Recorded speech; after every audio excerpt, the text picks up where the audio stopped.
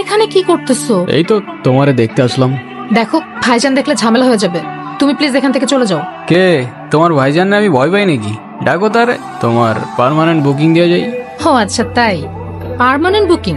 খুব পাংখা গজাইছে না তোমার? কিরমলা কে আসছে? সালাম মনসুর ভাই। কি হয়েছে? ওই আজকের কালেকশনের টাকাটা।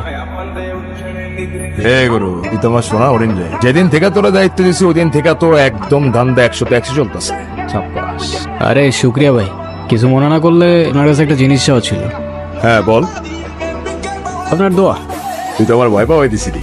আচ্ছা শোন, মালা কলেজে যায় তো ওর দিকে একটু খেয়াল রাখিস যাতে ওরা কেউ ডিস্টার্ব না করে। আচ্ছা ওটা আপনি টেনশন করেন না মনসুর ভাই, আমি তো এই রাখবো না। সে আমার কাছে মুরগির খোঁজ রাখতে যাচ্ছে।